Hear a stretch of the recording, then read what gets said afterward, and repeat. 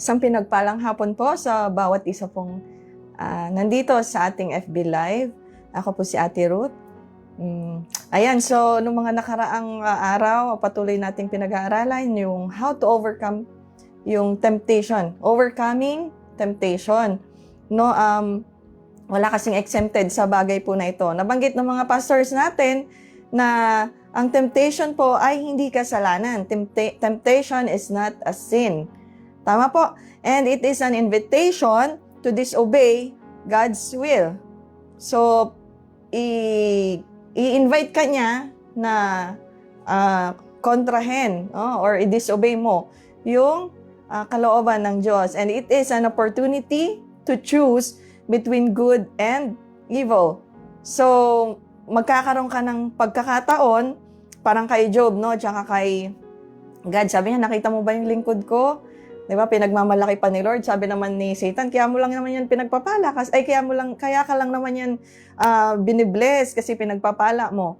So, parang pinagkokontesan, no? So, oportunidad ito na piliin natin kung ano yung makaka-please kay Lord, yung mabuti. Piliin natin lagi ang mabuti. Amen po. So, since ang temptation ay hindi kasalanan, paano natin malalaman na kung bumigay na po tayo sa temptation at nahulog na tayo sa kasalanan? No? Ang temptation kasi from example, pagdating ng Sunday, di okay ka, galing tayong church eh. Di ba? Pagdating ng Monday, sinisimulan ka ng bulungan, ng kaaway, no? Pagdating ng Tuesday, ini-ignore mo pa siya, malakas pa yung fighting spirit natin. Pagdating ng Wednesday, medyo parang gusto mo nang tumingin, no? Lingunin. Thursday, medyo humihina na kasi hindi naka-attend ng midweek, hindi nakapag-pray, hindi nakapagbasa ng Bible, humihina na. Sabi niya, the spirit is willing, yung flesh daw ay weak. So, medyo bumibigay ng Thursday. Pagdating ng Friday, ayan na, nilingon mo na. Pagdating ng Saturday, nahulog na sa kasalanan. So, hindi naman po agad na ngayon ka tinempt, ngayon ka talaga mahuhulog. No, proseso itong bagay na ito patungo sa kasalanan. Kung pipiliin mo na mahulog sa kasalanan. Amen po. So, ito po ay isang oportunidad to choose between evil and good. Between good and evil. O, vice versa po. Amen po. So, paano natin malalaman kung nahulog na tayo sa kasalanan? Sabi nga po ni Pastor Boy, nagiging kasalanan na, di ba una, tinitempt tayo. Nagiging kasalanan na yan, pag yung kasalanan na yan, parang ninanamnam mo na sa isip mo, nagkakaroon ka na ng mga imagination, hindi mo pa ginagawa, pero nagkakasala ka na kasi nga, nagsisimula ka ng magkaroon ng mga thoughts, ng mga bagay na hindi kagustuhan ng Diyos. Amen po. So, dun po nagsisimula ang kasalanan, di ba? Sabi nga sa Bible, sabi niya, kung ikaw ay hindi pumatay, pero ikaw naman ay talagang galit na ikatumbas na yun ng pagpatay. Kung hindi ka nga nag-commit ng adultery, pero kung tumingin ka naman sa kapwa mo ng may pagnanasa, ay katumbas na po ito ng pag-commit ng adultery. So, katulad po nito, ito ay temptation pa lang, kung hindi mo na-entertain, pero nagiging kasalanan na pag nagsimula ka ng i-entertain sa isip mo na nagkakaroon ka na ng mga fantasy sa isip mo. Nagpaplano ka na. Kaya sabi nga ito po yung sinasabi ni Pastor Boy, hindi mo pa ginagawa in action, pero dun sa isip mo, may mga nangyayari na po. Amen po. So marami pong nahuhulog sa temptation. Amen. Pero actually, hindi naman lahat ng temptation kasalanan. No? Bakit? Pag na-tempt ka na, gusto kong magpakalbo, no? Gusto kong magpagupit, tapos nagustuhan mong magpagupit, hindi ka nga nahulog sa kasalanan, magsisisi ka lang. Magsisisi ka pa rin. Pero, ayun, joke lang. Pero po mga kapatid, ito, ang kasalanan na ang temptation na isang proseso, papunta doon sa pipili ka kung magkakasala ka o hindi. No? At kung mahina ang laman, sigurado po tayo po ay mahuhulog sa kasalanan. Sabi ko nga po kanina, marami pong nahuhulog sa kasalanan. Maraming nahuhulog sa temptation papunta sa kasalanan. Nabanggit nga ni Pastora Giselle, 'di ba? Sabi niya yung Proverbs chapter 4 verse 23. Palagi tayong nandito sa salitang follow your heart. Follow your heart.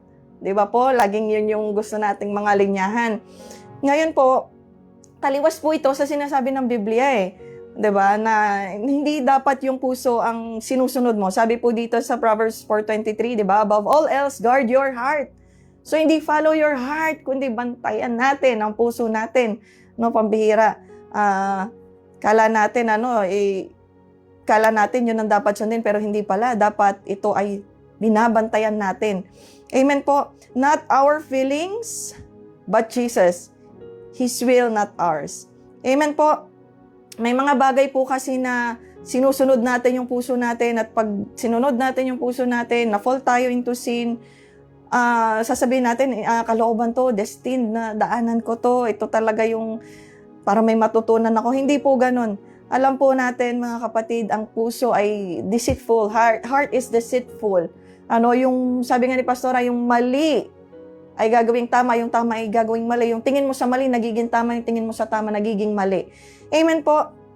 At most of the time, mga kapatid, gustong gusto natin, yung temptation talaga. Sabi nga ni Pastor Irish, gusto mo yan. Kaya ka tinitempt dyan. Sabi ng mga pastora natin, di ba po? Sabi niya dito, tayo po ay gustong-gusto natin ang mga bagay na hinindian na ng Diyos. Bakit kaya? Kaya nga, di ba yung kinakanta ni Pastor ba, yung gusto kong bumait pero di ko magawa. No? So, bakit nga ba gustong-gusto ng tao na gustuhin ang bagay na hinindian or inayawan na ng Diyos?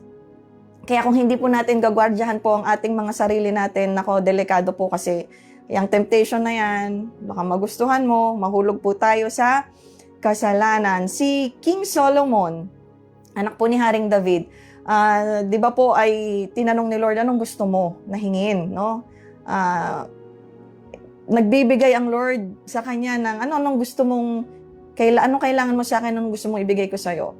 Di ba? Ang sabi po ni Haring Solomon, bigyan mo ako ng knowledge para ma-distinguish ko yung tama sa mali. So, bakit kaya? Kasi yung tama nagmumukhang mali at yung mali nagmumukhang tama. Hindi ba malaki yung distansya nung itsura ng mali sa itsura ng tama? Diba yung pangit sa maganda? Hindi ba malaki yung distansya? Ay baka hindi, kasi bakit kailangan pang ito ang hingin ni Haring Solomon na bigyan mo ako ng knowledge, bigyan mo ako ng wisdom to distinguish the bad between evil. Diba po? Sabi niya po dito sa 1 Kings 3:9, Give therefore thy servant an understanding heart to judge thy people, that I may discern between good and bad. Di ba parang kailangan kong ma-discern, Lord. Hindi enough yung nakikita ko, hindi enough, Lord, yung sarili kong kaalaman to judge kung ano yung tama sa mali. Na may mga bagay na akala natin ito ang tama pero mali pala, no? Maganda siya, tama sa paningin ng lahat, pero hindi pala ito ang kalooban ng Diyos. Kaya nga sinasabi ni King Solomon, Lord, bigyan mo yung puso ko, ay bigyan mo ng understanding. No, give me an understanding heart to distinguish between good and evil. So, guard your heart. Diba? Bantayan natin ang puso, not follow your heart. Amen po. So, ito po, how to overcome temptation. Overcoming temptation. Paano po bang ma-overcome ang temptation? Ituloy po natin. Number 10 is seek accountability. Ecclesiastes chapter 4 verse 9 to 10. We have to realize na dapat anumang aksyon na gagawin po natin ay laging may consequences. Amen po. We have to make ourselves responsible sa mga bagay na ito, parang man up, no? Hindi mo pag may nagawa kang bagay na nagkaroon ng resultang hindi maganda, isisisi mo sa destiny, isisisi mo kasi yung kasama ko po no, kasi po si pastor po kasi po ganito po yung sitwasyon no, sinisi mo pati sa Diyos, no? Si Lord po kasi, no, ay magkaroon po tayo ng accountability, no, na dapat kailangan po nating bawat action natin, i-check natin na ano bang mangyayari pag ginawa ko to, pag nahulog ako sa bagay na ito, pag dinesisyonan ko to, anong mangyayari sa akin, i-check natin yung magiging resulta ng mga desisyon po natin. Lagi nating titignan ang mga consequences. Amen po. Ecclesiastes chapter 2 verse 9, two are better than one because they have a good return for their labor. Verse 10, if either of them falls down, one can help the other up, but pity anyone falls and has no one to help them. So sa verse po na to, may nakita ko ditong ang ganda ng prayer niya. Sabi niya, Dear Lord, bless your people and help us in building a community of love where everybody is accountable of his fellow. Teach us to express and promote compassion, empathy, and understanding in our daily life. Yun yung prayer niya. Kasi ito pong verse na to, sabi niya nga two are better than one. Sabi niya ganon. Ang point po kasi dito sa verse na to, mga kapatid, ay hindi lang po yung sarili natin yung iisipin natin. Simula ngayon, magiging accountable tayo dun sa kapwa natin. Okay, iisa lang naman ho ang kalaban natin. Kung tayo po ay nananalo kay Satanas, dapat yung kasamahan natin ay natutuwa. Kung nananalo yung kalaban natin, kung nananalo yung kasamahan natin sa battle niya against Satan, dapat matuwa tayo, hindi tayo yung parang dapat nalaglag ka dapat nag-backslide ka na yung parang may galit ka dun sa kasamahan mo. Hindi po, isa lang po ang ating kalaban at magtulong-tulong po tayo mga kapatid na hindi mahulog sa bawat temptation. Magtulong-tulong tayo na kumbaga tulungan natin yung mga kasamahan natin na hindi mahulog sa temptation, sa kasalanan. Amen po. At tayo po ay magpaalalahanan. Ito po yung sinasabi ng verse na ito, na yung magkaroon tayo ng accountability sa kapwa natin, maging accountable tayo. Magpaalalahanan po tayo. Tama po? Am I my brother's keeper? Yes, dapat lang po na tagapag-ingat tayo ng kapwa natin Kristiyano, ng mga kapatiran natin. Amen po, dapat lang. Tandaan natin, kanino ba hinanap ng Diyos si Abel? Di ba po sa kapatid niya? So, paghahanapan din tayo ng Lord sa mga kapatid natin. So, hindi hahanapin ni Lord yung mga kapatiran nating nawawala, nahulog sa kasalanan, sa iba, kundi sa atin po. Amen po. So, kumbaga maapektuhan ka pag may kasamahan kang may pinagdadaanan, dapat nandun yung prayer mo para sa kanya, dapat yung nakikipagtulungan tayo to the point na maapektuhan ka pag nawala yan at masasabi mong, Lord, saan ako nagkulang? Mapapatanong ka, kasalanan ko ba? Hindi yung baliktad po tayo pa ho yung andun na nga sa bangin, tayo pa ho yung nagtutulak, no? O, sige, alis na. Hindi kita gusto dito. Ang tingin mo sa kasamahan mo ay karibal. Hindi po.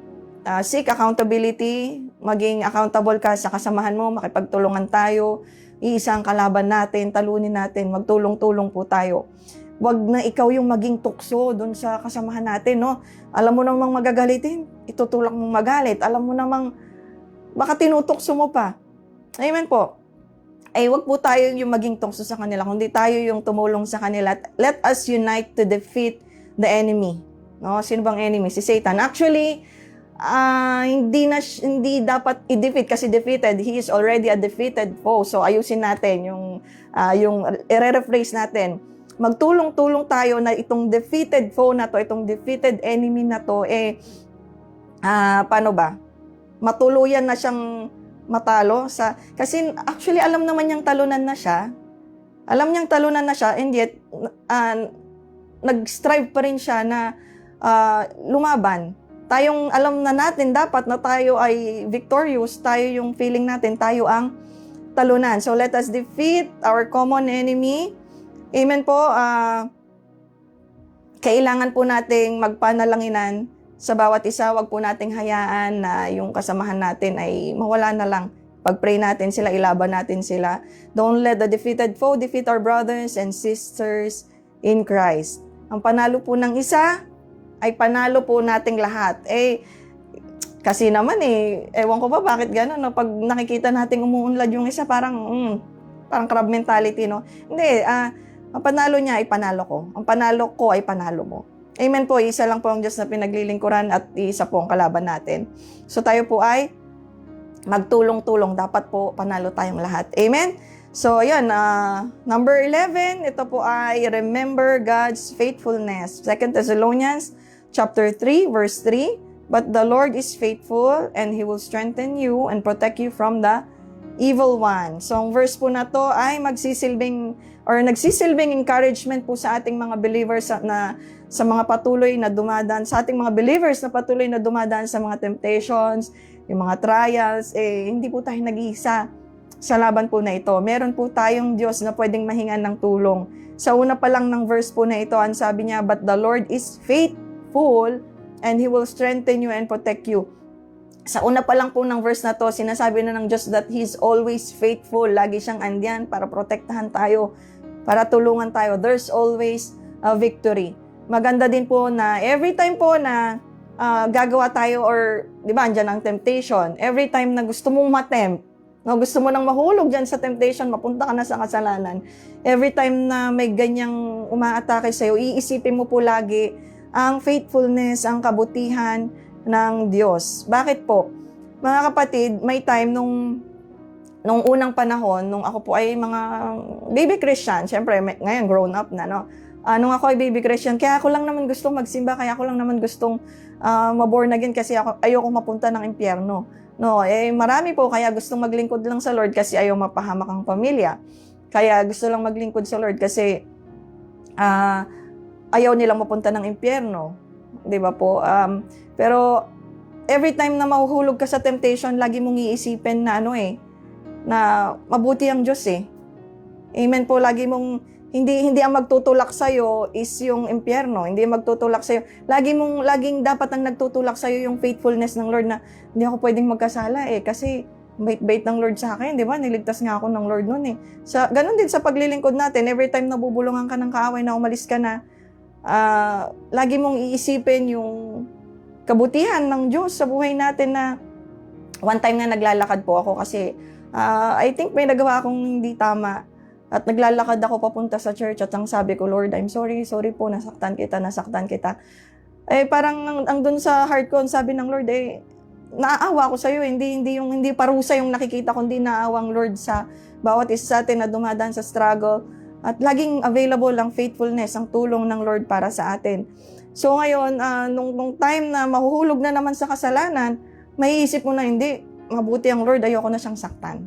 No, so every time na aatakihin ka ng kaaway, itetempt ka niya na gumawa ng bagay against kay Lord, lagi mong isipin na kailan ba hindi naging mabuti ang Lord sa'yo? Di ba? Parang hindi ko kayang traidorin ng Lord, hindi ko kayang saktan ng Lord kasi laging faithful si Lord sa akin. So talagang lalabanan mo na lang yung tukso, yung temptation, kasi nga mas maramdam mo, mas nananaig sa'yo ang kabutihan ng Diyos sa iyong puso. Amen po. So, how to overcome temptation? Number 12, trust God's deliverance. Ito po yung pinaka-last. Psalm 34, verse 17. The righteous cry out to God and the Lord hears them. He delivers them from all their troubles. So, ang hirap po ng buhay kapag wala pong malapitan ng tulong. So, napakahirap. Amen po na na-try. Sino ba nakatry dito nun? Siguro once upon a time, may mga sitwasyon tayong ganun na wala tayong matakbuhan. No? Dito po ay sinisigurado ng Lord na sa pag-iyak po natin, sa pag-iyak ng mga righteous people of God, andun po yung saklolo. Andun po yung tulong niya na laging available po sa ating lahat. Amen po. Kaya nabanggit nga po ni Pastor Boy, kaya dapat laging bati natin si Lord. Diba po? Para kapag humingi po tayo ng tulong, kapag umiyak tayo sa Lord, lagi niya po tayong mapapansin. So every time na ma-overwhelm po tayo ng ating mga pinagdadaanan, mga trials and temptation, dapat iiyak na natin sa Lord. No? Hindi yung, kasi may time na tapos na yung temptation, nahulog ka na sa kasalanan, doon ka palang iiyak sa Lord. Anong tawag doon? Iiyak na ho yun ng pagsisisi. Na Lord, patawarin mo ko, nahulog ako. Hindi. Bago ka pa dumating dun sa kasalanan, iiyak mo na sa Lord yung tulong na kailangan mo. Lord, pahingi ng tulong. Give me enough strength, Panginoon, na mapaglabanan ng mga bagay na ito na nasa harapan ko. Amen po. At ang sabi ng Lord, the righteous cry out and the Lord hears them, delivers them from all their troubles. Amen po. So, God's deliverance. God delivered His people out of the bondage and slavery of Pharaoh in Egypt. So, tayo po ay idadala ng Diyos sa lugar na kung saan tayo po ay magiging malaya. Idadala tayo ng Diyos sa lugar na kung saan tayo po ay magiging malaya. Pero ang problema po, madaming Kristiyano, madaming tao ang gusto ng temptation.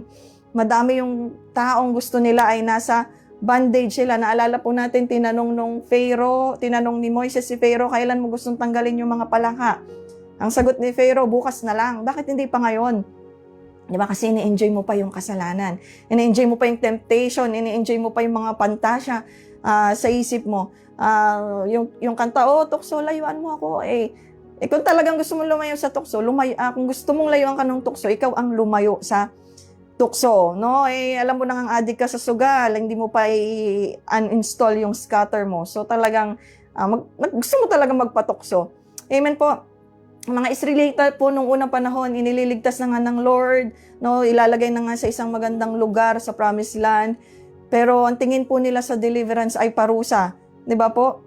Ang sabi po ng Bible, sa kababasa natin sa Psalms, I cry out to God, hindi reklamo to God. No, ang sabi po dito kasi ng mga Israelita, sabi po dito, ang mga Israelita ay nagreklamo kina Moises at Aaron. Sinabi nila, mabuti pa sanang pinatay na kami ni Yahweh sa Egypt. Doon, nakakain kami ng karne at tinapay hanggang gusto namin. Nako, karne lang pala at tinapay ang gusto. No, puro, sana pinatay na lang daw sila ni Lord sa Egypt. So, sabi niya pong ganon, at tinapay hanggang gusto namin, dito naman sa ilang na pinagdalhan nyo sa amin ay mamamatay ng gutom. No, so, ang tingin nila doon sa pagliligtas ng Lord ay parusa o pahirap. No, sabi nila, mabuti pang namatay tayo sa Ehipto kaya sa ilang, kaysa tayo patayin ng ating mga kaaway sa lupaing pinagdalhan sa atin ni Yahweh. So puro sila reklamo at sinabi ni Yahweh, tinanong ni Yahweh kay Moises, hanggang kailan ako hahamakin ng mga taong ito? Kailan pa sila maniniwala sa akin samantalang nasaksihan naman nila ang lahat ng himalang nagawa ko para sa kanila? Sabi ng Lord, cry out to God, hindi magreklamo sa Kanya. Na umiyak ka kasi may tulong na darating. At hindi pa ba natin nakita yung kabutihan, yung mga himala ng Lord at puro tayo reklamo every time na may mga trials and temptation. Sabi po dito, magdagdag lang po ako ng verse. Sabi niya, Isaiah 65, sabi niya, the Lord says, I was ready to respond, but no one asked for help. No, puro reklamo yung narinig ng Lord, hindi Lord pahingi ng tulong. Sabi niya, the Lord says, I was ready to respond, but no one asked for help. I was ready to be found, but no one was looking for me. I said, here I am, to a nation that did not call on my name. All day long, I opened my arms to rebellious people, but they follow their own evil paths and their own crooked schemes. All day long, they insult me to face by worshiping idols or sacred gardens. They burn incense on pagan altars. At ang bagay na ito ay masakit po sa pang-amoy ng Diyos. Ang sabi ng Lord, I will pay them back in full. Pagbabayarin ko sila. No, sa ating mga Kristiyano, imbis na tayo po ay mag-murmur, magreklamo na, bakit Lord, ganito yung pinagdadaanan ko, naglilingkod naman ako. Let's cry out to God na, Lord, tulungan mo ako. At nung si Jesus po ay pinako, hindi po kaligtasan lang po ang ibinigay niya po sa atin, ang binayaran niya, kundi pati po yung deliverance natin. No? Ang gusto po niya ay ma-set free tayo doon sa mga bondages na meron tayo. Amen po, may mga daily battles po tayo. Araw-araw, binubulungan tayo ng kaaway na umuwi na lang. Hindi ka mahal ng Diyos, hindi ka pagpapalain. Ayaw mo nang maglingkod. No, gusto mong magalit. Binubulungan ka, tinitempt kang gumawa ng bagay na labag sa kalooban ng Diyos. At magrebelde, pero po ang Diyos po ay nangako. Umiyak ka lang sa Panginoon. Nang sabi po dito sa Psalms chapter 34 verse 17, the righteous cry out, and the Lord hears them. He delivers them from all their troubles. Iiyak po natin sa Lord at nangako po ang ating faithful God na makakakuha po tayo ng tulong mula sa Kanya. Every time na tayo po ay dumadaan sa trials and temptation. Ayun po. Magandang hapon po sa bawat isang nakikinig. Tayo po ay manalangin. Yes, so God, Lord, Panginoon, kami po ay nagpapasalamat sa pagtuturo mo sa amin kung paano namin labanan ng mga temptation, sa mga pakana ng kaaway laban sa aming buhay. Lord, patuloy na gamitin mo rin kami sa mga kapatiran namin, maipanalangin sila sa mga kapatiran naming nanghihina, na dumadaan sa mabibigat na parte ng kanilang buhay. Lord, gamitin mo kami na sa pamamagitan ng panalangin upang mapalakas sa mga kapatid namin ito. Panginoon, patuloy, Lord, na nagpapasalamat kami sa iyo na ayaw mo kaming mahulog sa temptation at nagpapasalamat kami sa iyo, Panginoon, na laging available ang tulong mo para sa amin. Thank you, God, for being so faithful to us. Thank you, God, sa mga tinuturo mo. Purihin ka at pagpalain mo, Panginoon, bawat nakikinig sa hapong ito. Dakilain ka, Ama, sa pangalan ng Panginoong Jesus. Amen. Ayan, so magandang hapon po. God bless you all po.